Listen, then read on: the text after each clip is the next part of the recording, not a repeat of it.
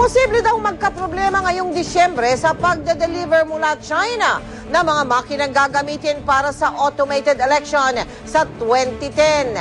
Natapat daw kasi sa Christmas rush. Nakatutok si Tina Panganiban Perez. Close ang pulong kanina, pero ayon kay COMELEC Chairman Jose Melo, sinabi raw ng inspection team na makakapag-deliver ang Smartmatic ng 30,000 PCOS machines sa pagtatapos ng buwang ito. Pero ang usapan, 42,000 ang ide-deliver ng Smartmatic. I'm not very comfortable at this time, in the sense that until I see the machines, hindi tayo mapapakali. I told our people, you tell Smartmatic to manufacture the machines as fast as possible. Pero kung dati raw binabangungot siya dahil sa preparasyon sa automation, ngayon hindi na raw ganon katindi ang kanyang takot. Nang papasukin kami sa Kisda manufacturing site ng walang kamera, ipinakita sa amin ng Smartmatic ang 4 na assembly lines na bumubuo ng mga PCOS machine na gagamitin sa ating eleksyon. Mas marami raw ang nabubuo ng mga ito kaysa target kada oras. Pero base sa ulat ng inspection team at sa panayam namin sa Smartmatic, hindi produksyon ang problema kundi kung paano dadali ng mga makina sa Pilipinas, lalo patatama ang delivery sa Kapaskuhan. Aside from the fact na heavy traffic ang shipment during the Christmas period, mahal. You were able to witness this factory is very self-sufficient in providing us with many of the parts that are used in the manufacturing. Sabi pa ng Smartmatic, wala naman silang alam na problema. Tuloy raw ang machine production base sa schedule. Makukumpleto raw ang delivery ng 82,000 PCOS machines 1 linggo bago ang original schedule. Sa kontratang pinirmahan ng COMELEC at Smartmatic, pwedeng parusahan ng Smartmatic kung hindi ito tutupad sa usapan. Halimbawa, pagmumultahin ito kapag hindi nakapag-deliver ng mga makina sa napag-usapang petsa. Dapat Nobyembre pa nagsimula ang delivery ng mga makina pero naantala dahil na rin sa isinampang kaso sa Korte Suprema kontra sa automation. Pero hindi parusa ang interes ng COMELEC kundi ang matiwasay na pagdaraos ng eleksyon. Tina Panganiban Perez, sa Hatutok, 24 Oras. Si Mel Tiangco, ang inyong kapusong totoo.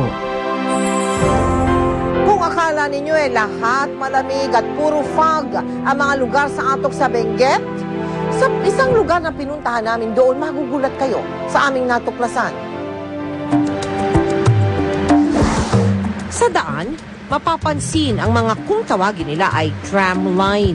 Ayon sa mga taga rito, doon nila isinakay ang mga produktong mahirap itawid sa kanilang lugar nang lumaganap ang landslide. 3 linggo ring naging isolated ang maraming taga rito. Di tulad ng ibang barangay ng Atok na nasa mataas na lugar, nakukubli ang Nagay sa kabundukan. Kaya mas mainit ang klima rito, mas akma para sa pagtatanim ng palay na makikita sa hagdang-hagdang palayan.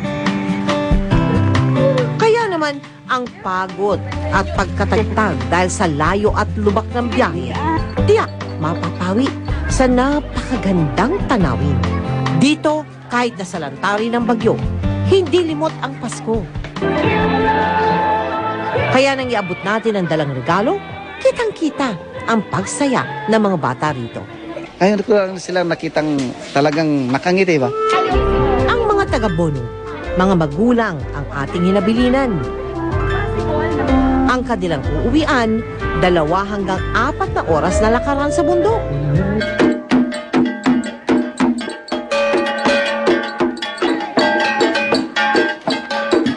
Nila, isang tayaw o sayaw pasasalamat ng mga Ibaloy.